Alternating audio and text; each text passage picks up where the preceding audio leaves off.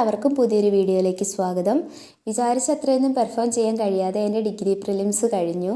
ഇനി അതോർത്ത് വറീഡ് ആവാതെ പുതിയൊരു തുടക്കമായിട്ട് ഞാൻ വീണ്ടും വന്നിരിക്കുകയാണ്. അപ്പോൾ ഒരു ടൈം ടേബിളൊക്കെ സെറ്റ് ചെയ്ത് തന്നെ ഞാൻ തുടങ്ങാമെന്ന് വിചാരിച്ചു. കാരണം ഒരു എക്സാം മാത്രമല്ലല്ലോ നമ്മുടെ മുന്നിലുള്ളത്. ഒരു എക്സാം കിട്ടിയില്ല എന്ന് പറഞ്ഞ് സങ്കടപ്പെട്ടിരുന്നാൽ നമ്മൾ അവിടെ ഇരിക്കത്തേ ഉണ്ടാവത്തുള്ളൂ. കാരണം നമ്മൾ PSCയിലേക്ക് ഇറങ്ങി തിരിച്ചിരിക്കണേ നനഞ്ഞിറങ്ങിയിരിക്കുകയാണ്. നമുക്ക് കുളിച്ച് കയറിയേ പറ്റൂ. അപ്പം അടുത്ത എക്സാമുകൾ നമ്മുടെ മുന്നിൽ ഇഷ്ടംമാതിരി വരാനുണ്ട്. കഴിഞ്ഞു പോയതിനെക്കുറിച്ച് ചിന്തിച്ചിരുന്നിട്ട് ഒരു കാര്യമില്ലല്ലോ. അപ്പം പുതിയതിന് വേണ്ടിയിട്ട് ഇനി അങ്ങോട്ട് വരാൻ പോകുന്നതിന് വേണ്ടിയിട്ട് നമുക്കിത് കയ്യിൽ ഇതിൻ്റെ അഡ്വൈസ് കിട്ടുവോളം നല്ല രീതിയിൽ പരിശ്രമിച്ചേ പറ്റൂ. അപ്പം നല്ലൊരു ടൈം ടേബിളൊക്കെ സെറ്റ് ചെയ്ത് എനിക്കൊരു തുടക്കം കുറിക്കുകയാണ്. അപ്പം അങ്ങനെ ഒരു ടൈം ടേബിൾ സെറ്റ് ചെയ്തൊക്കെയാണ് ഈ വീഡിയോയിലൂടെ ഞാൻ ഷെയർ ചെയ്യുന്നത്. അപ്പം ഞാനൊരു ദിവസത്തെ 8 മണിക്കൂർ എനിക്ക് പഠനത്തിന് വേണ്ടി മാറ്റി വയ്ക്കാമെന്നാണ് വിചാരിക്കുന്നത്. എത്രത്തോളമൊക്കെ എനിക്ക് പ്രാക്ടിക്കലാക്കാൻ പറ്റുമെന്ന് കണ്ടറിയാനേ പറ്റുള്ളൂ. എങ്കിലും ഞാൻ ശ്രമിക്കും. അതിൽ തന്നെ ഇപ്പം നമ്മുടെ സിലബസ് എടുത്ത് നോക്കിയാൽ അറിയാം, ഇംഗ്ലീഷ്, മലയാളം, മാത്സ്, CA ഇതിന് നല്ലൊരു മാർക്ക് ഡിസ്ട്രിബ്യൂഷൻ ഉണ്ട്. അപ്പോൾ അതിന് നമ്മൾ പ്രത്യേകം സമയം കണ്ടെത്തി നല്ല രീതിയിൽ പഠിച്ച് കവർ ചെയ്ത് അതിനെ അവിടെ മാറ്റി വെക്കേണ്ടിയിരിക്കുന്നു. അപ്പം ഇംഗ്ലീഷിനും മാത്സിനും ഞാൻ 1 അവർ വെച്ച് കൊടുക്കാമെന്നാണ് വിചാരിക്കുന്നത്. പിന്നെ മലയാളം, CA രണ്ടിനും ഹാഫ് അരമണിക്കൂർ വെച്ചിട്ടും.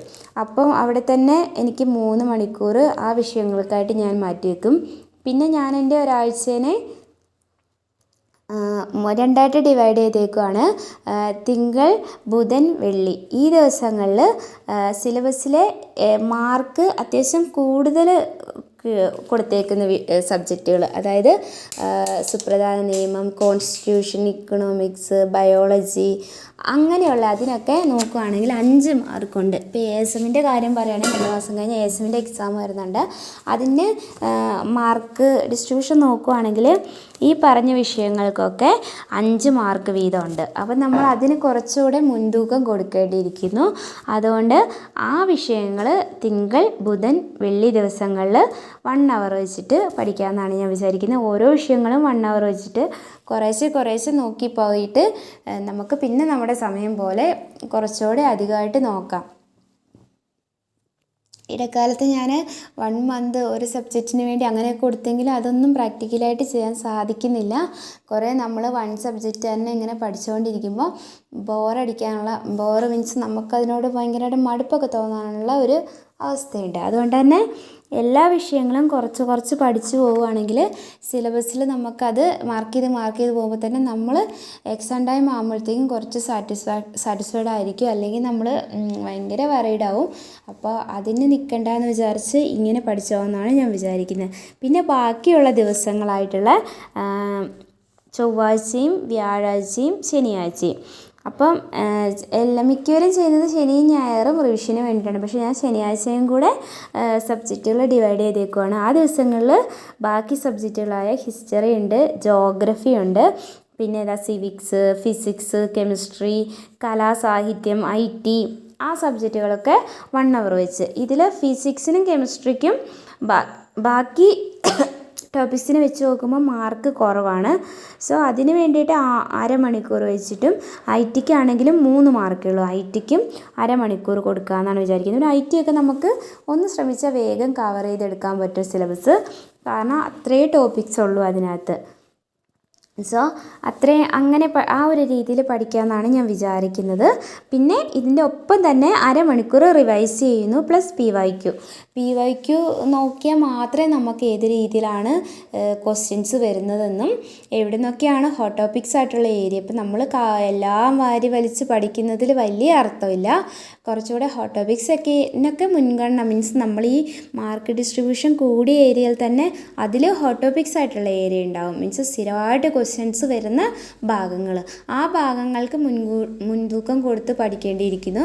സോ അതിന് വേണ്ടിയിട്ടാണ് നമ്മൾ PYQ നോക്കുന്നത്. പിന്നെ റിവിഷൻ എനിക്ക് ഇപ്രാവശ്യം നടന്ന എക്സാമിൽ കൂടി റിവിഷൻ്റെ കുറവും കൊണ്ട് തന്നെ കുറച്ച് മാർക്ക് നല്ല രീതിയിൽ നഷ്ടപ്പെട്ടിട്ടുണ്ട്.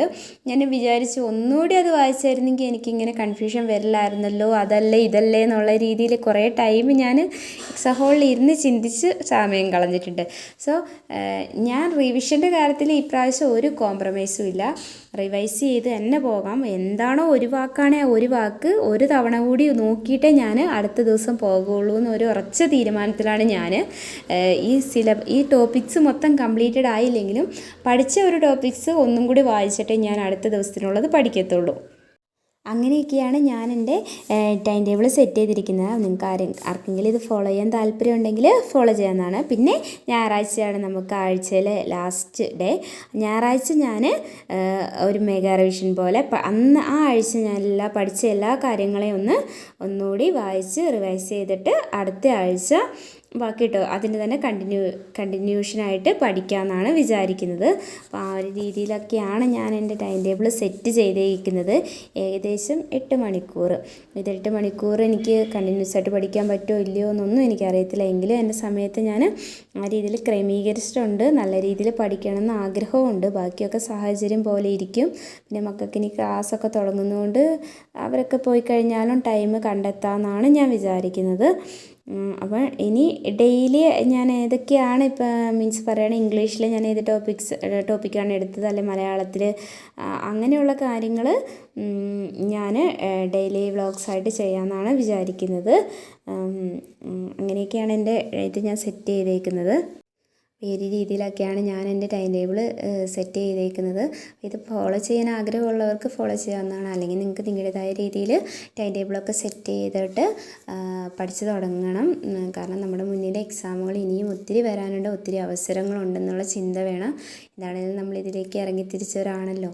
അപ്പം എല്ലാവരും നല്ല രീതിയിൽ പഠിക്കും. അപ്പം നാളെ മുതൽ തന്നെ ഇതിൽ ഓരോ ടോപ്പിക്സും എടുത്തിട്ട് പഠിച്ചു തുടങ്ങാമെന്നാണ് ഞാൻ വിചാരിക്കുന്നത്. എത്രത്തോളമൊക്കെ പ്രാക്ടിക്കലാവുമെന്ന് കണ്ടറിയാവുന്നതാണ്.